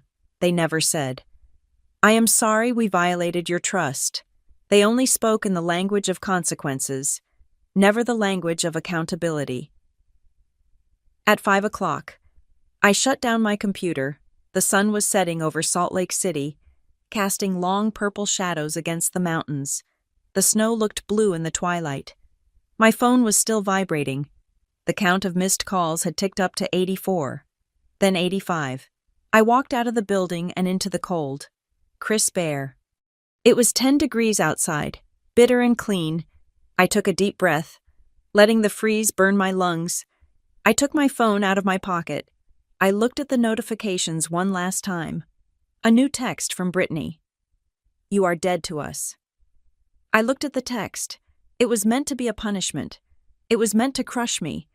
But standing there under the vast western sky, it didn't feel like a death sentence. It felt like a release. Dead to us. "Okay," I whispered to the empty street. "I accept the terms." I toggled the side switch on my phone. I didn't just silence it. I powered it down completely. The screen went black. The vibration stopped. The siren was cut. I put the cold, dead brick of metal back in my pocket. I started walking toward my hotel, my boots crunching on the snow. For the first time in my life, the silence wasn't something I was enduring. It was something I was wielding. It was a wall. It was a shield. It was the most beautiful sound I had ever heard. They could scream all they wanted in Ohio. I couldn't hear them in Utah. The silence I had imposed on myself lasted exactly 12 hours. When I turned my phone back on the next morning, the sheer volume of notifications nearly crashed the operating system, but the composition of the messages had changed. The initial wave had been from the immediate combatants, my parents, Brittany and Kyle. This second wave was from the infantry. The extended family had been mobilized. My mother had activated the grapevine. In the Jenkins family, information travels faster than light, but it warps as it moves. By the time the story reached my cousins in Cincinnati or my great-aunt in Florida, It bore no resemblance to the truth. The narrative my mother had planted was a masterpiece of victimhood. In her version, Brittany was a destitute young mother who had been promised a safe haven. And I was the unstable, heartless sister who had snapped and thrown children into the snow on a whim. I scrolled through the messages, feeling a strange numbness. Cousin Sarah, who hadn't spoken to me since her wedding 4 years ago, wrote, "I heard what you did. I didn't think you had a mean bone in your body, Riley, but leaving your sister homeless in winter, that is a new low. Praying for you, Aunt Linda, the hostess of the New Year's party, sent a voice memo. Her voice was thick with judgment. Riley, your mother is devastated. She says you have changed. She says you won't even talk to them. You need to come home and fix this. Family is all we have. You have changed." That was the refrain. In my mother's lexicon, changed was code for uncontrollable. It meant I had stopped functioning as the family appliance. To them, my sudden enforcement of boundaries wasn't a sign of health. It was a symptom of a defect. They talked about me like I was having a mental breakdown. Because surely, only a crazy person would refuse to be robbed by their own kin. I didn't respond to any of them. I didn't try to correct the record. I knew that arguing with a narrative built on emotion is like trying to put out a grease fire with water. It only spreads the damage. But amidst the deluge of guilt-tripping and character assassination, one message stood out. It was a single text from Great-Uncle Warren. Warren is my grandfather's younger brother. He is 78 years old, a retired actuary who spends family gatherings sitting in the corner, drinking scotch, and saying almost nothing. He has always been an observer, the kind of man who watches the room while everyone else watches themselves. We had rarely exchanged more than pleasantries, but I had always liked him. He never asked me for money. His text was short, terrifying, and devoid of emotional fluff. "Check your credit report. Now." I stared at the screen. My heart, which had been beating a slow, steady rhythm of resignation, suddenly kicked into a gallop. Warren wouldn't send a message like that unless he saw smoke. I immediately opened my laptop and logged into the credit monitoring service I used for work. My fingers flew across the keyboard. I navigated to the alert section. There it was, a red flag dated 2 days ago. Hard inquiry, Franklin County Utilities, address, change request, pending. My stomach dropped. I clicked for details. An application had been submitted to transfer the electric and gas services at my address. The address I had just sold into the name of Brittany Cook. I sat back in my hotel chair, feeling the blood drain from my face. This wasn't just about moving in furniture. This was about establishing residency. In Ohio, utility bills are the gold standard for proving tenancy. If Brittany could get a bill in her name, she could prove to a judge that she lived there. She could claim she was a tenant, not a trespasser. She had tried to do this before I even left the state. The timestamp on the inquiry was from the morning of the 11th, the day before my alleged trip. The day before they broke in. I called Gavin Holt immediately. It was barely 7 in the morning in Utah, but he answered on the first ring. "Gavin," I said, my voice tight. "They tried to switch the utilities." "I see it," Gavin said. He sounded wide awake, his voice crisp and professional. My paralegal just flagged the inquiry on the property title watch. They were trying to create a paper trail. "Riley, does this change things?" I asked. "It complicates things," Gavin admitted. If they had succeeded in getting a bill generated in her name, the police would definitely walk away. They would say it is a civil dispute between landlord and tenant. Brittany could drag out an eviction for 3 to 6 months while living there for free. That was the plan. Move in fast, change the locks, get a bill in her name, and then dare you to sue her. But they didn't succeed. "No," Gavin said, "because we closed the sale. The utility company flagged the request because the deed transfer is already in the system pending final recording. They blocked her application. But Riley, this proves intent. This wasn't a desperate family needing a roof. This was a calculated attempt to seize possession." "She knew," I whispered. "She knew exactly what she was doing." Kyle knew. Yes, Gavin said. So, no more silence. We need to go on the record, not with the aunts and cousins, but with the principals. We need a written statement that destroys any claim of verbal permission. I'll write it, I said. Draft it, Gavin commanded. Send it to me for review. Then we send it. Today. I hung up and opened a blank document. The rage I felt now was different from the anger I had felt before. Before, I was hurt. Now, I was disgusted. The utility attempt was so predatory, so sneaky. It was the move of a con artist, not a sister. I didn't rant. I didn't use all caps. I didn't ask why or how could you. I summoned the voice of the senior risk analyst. I stripped the emotion out of the sentences until only the steel remained. I wrote for 20 minutes. I sent it to Gavin. He replied 4 minutes later with one word and I opened my email client. I entered the recipients my mother, my father, Brittany, and Kyle. In the CC field, I placed Gavin Holt, ensuring his law firm's domain name was clearly visible. Subject unauthorized entry and notice of sale, 1244 Maplewood Drive. To the Jenkins and Cook families. I am writing this to clarify the facts regarding the property at 1244 Maplewood Drive. I am aware of the narrative being circulated, but the legal reality is as follows. 1. I am the sole owner of the property. At no point did I verbally or in writing grant permission for Brittany Cook, Kyle Cook, or their children to establish residency, move furniture, or inhabit the premises. The keys were provided to Ray Jenkins solely for the purpose of plant maintenance during my absence. 2. The entry into the home on January 12th, the unauthorized changing of locks, and the attempt to transfer utility services into Brittany Cook's name constitute a violation of my property rights and a breach of trust. 3. The property has been sold. The closing process is complete. The new owners, Stonegate Development Group, hold the legal title. I no longer have the authority to grant anyone permission to stay, even if I wanted to. The notice to vacate, posted on the door, is a legal document from the current owner. I cannot reverse it. I cannot stop it. 4. Any further communication regarding the property must be directed to the new owners. I have no power to negotiate on their behalf. I understand this situation is difficult. While I cannot provide housing, I have compiled a list of local resources below that assist with emergency relocation and rental deposits. I pasted the links. I included the number for the Columbus Housing Authority. I included a link to a local charity that helps families with moving costs. I included the contact info for 3 reputable property management companies with immediate vacancies. It was a brutal kindness.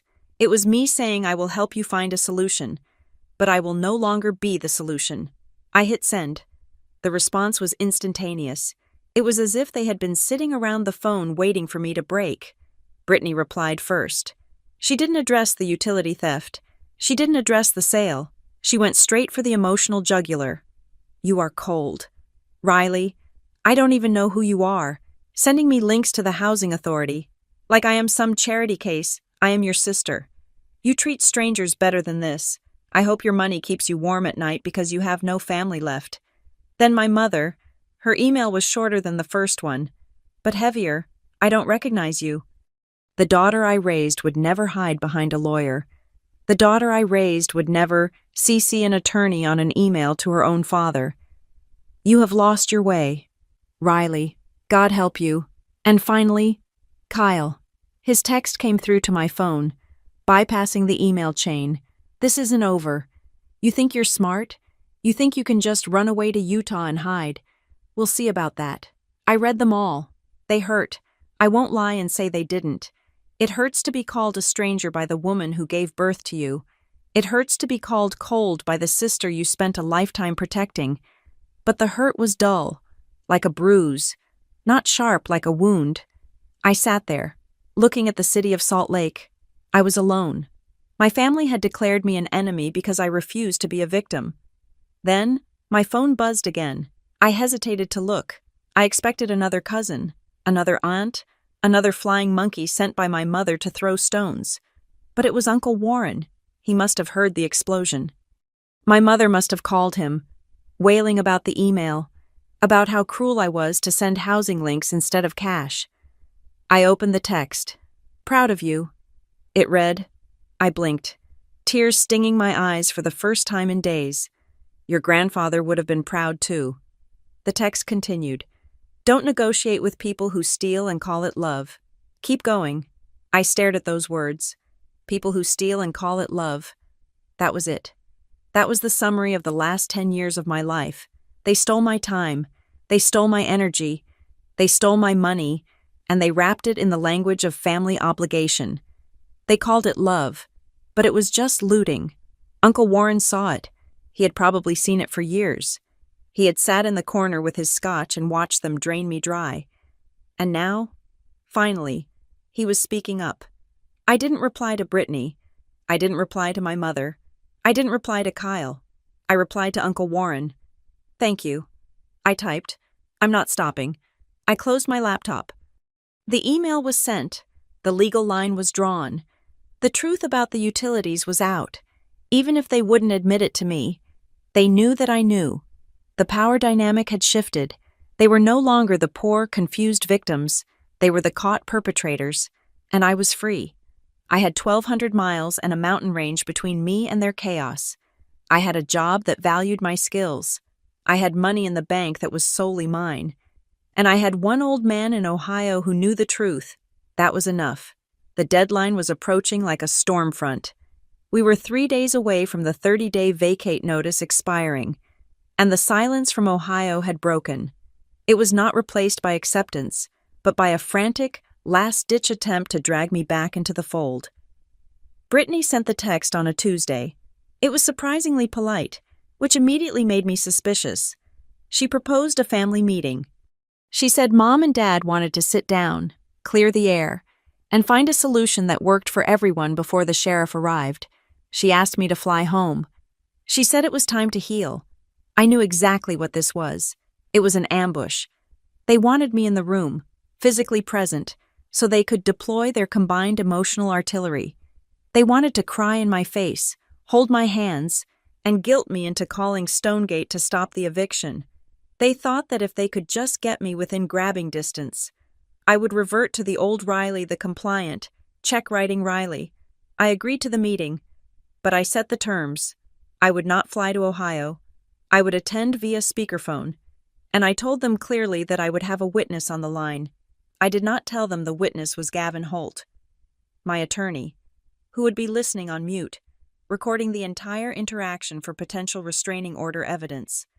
I sat in my office in Salt Lake City, watching the snow drift against the window. My phone was on the desk, set to speaker. We're all here. Riley? My mother's voice crackled through the line. Your father is here. Brittany and Kyle, Aunt Linda and Uncle Mike came over too, just for moral support.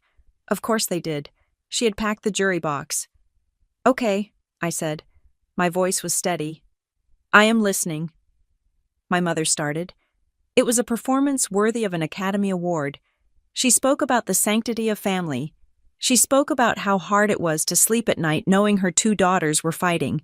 She cried soft, wet sobs that I used to rush to comfort, but now just sounded like noise. We just want to understand, she wept. We want to understand why you would do this, why you would choose money over your sister. Then Brittany took the stage. I just don't get it. Riley, I thought we were close. The kids ask about you every day. Noah cries because he misses his Aunt Riri.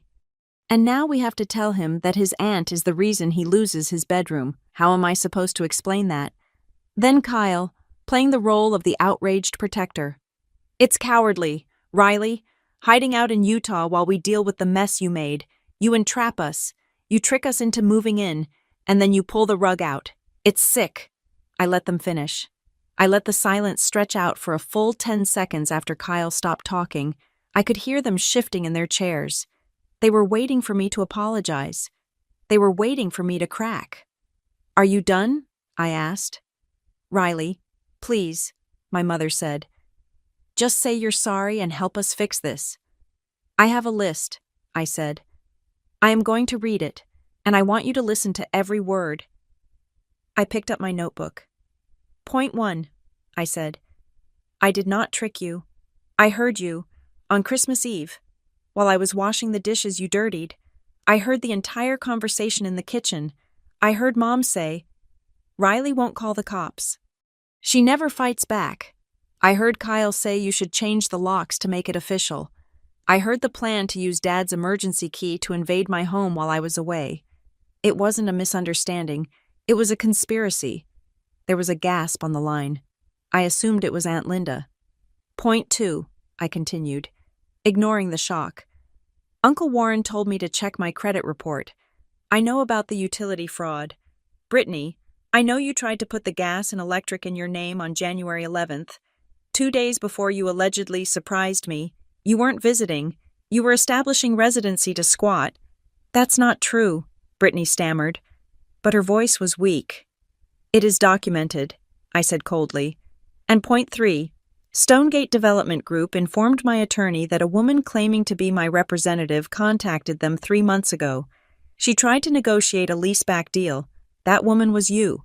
Brittany, you tried to sell my house out from under me before I even listed it. The silence on the other end was heavy, suffocating. The air in that living room must have been electric. So, I said, let's stop pretending I abandoned you. You tried to steal a $350,000 asset because you felt entitled to it, and now you are facing the consequences of a theft that failed. Riley, that is harsh, my mother snapped, her weepiness evaporating instantly. We were doing what was best for the family. Your father agreed to it. He knew. This was the moment, the pivot. Dad, I asked, is that true? Did you agree to this? Did you tell them I was okay with it? I heard my father breathing. I could picture him perfectly sitting in his recliner, shrinking into the upholstery, looking at his wife, looking at his daughter, looking at the floor. Ray, tell her, my mother hissed. Dad, I said, softening my voice just a fraction. Tell the truth. For once in your life, just tell the truth. His voice shook. I knew you didn't agree, Riley. Ray, my mother shouted. No, Marianne. My father's voice suddenly spiked, loud and cracked. I knew I told you she wouldn't like it. I told you we shouldn't use the key. But you said, just this once. You always say, just this once, but it's never once. It's always. The room in Ohio erupted.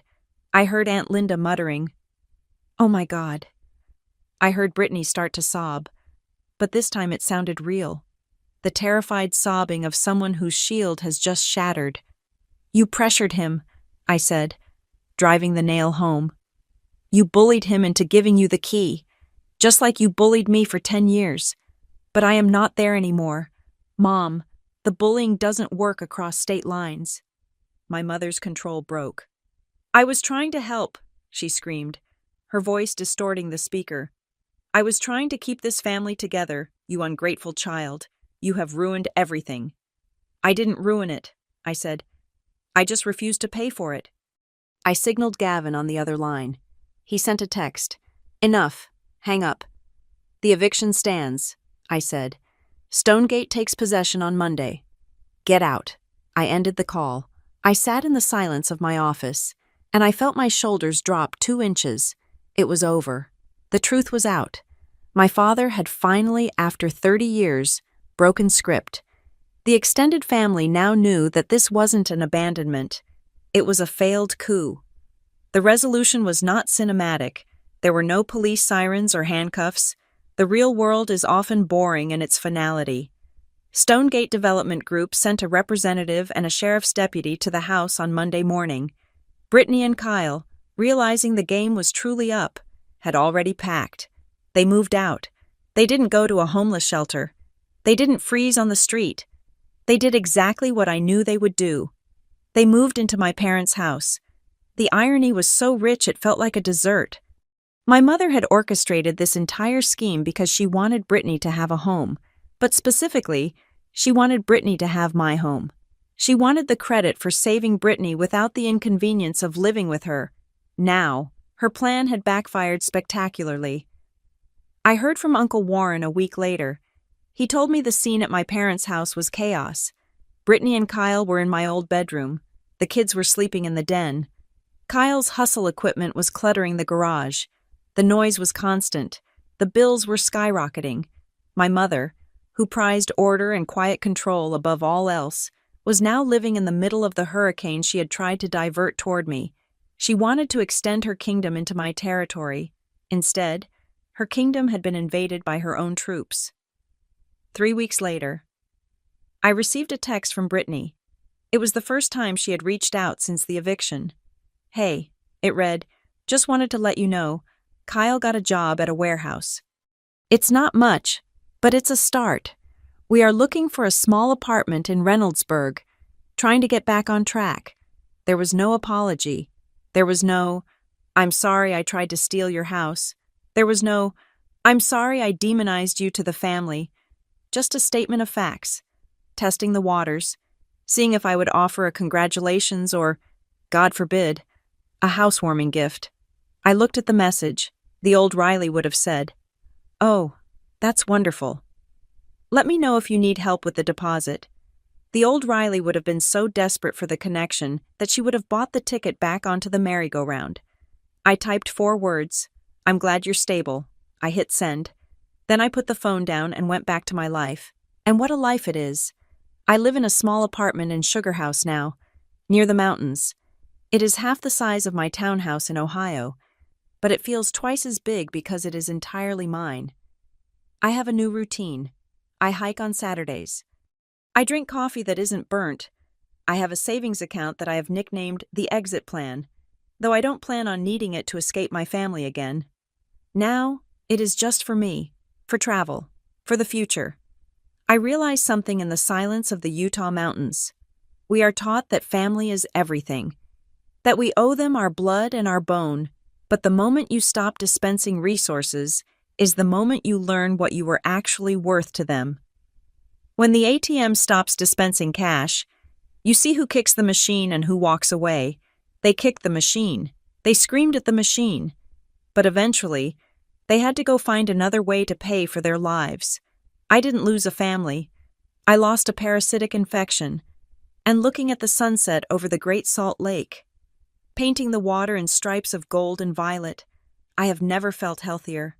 Thank you so much for listening to my story.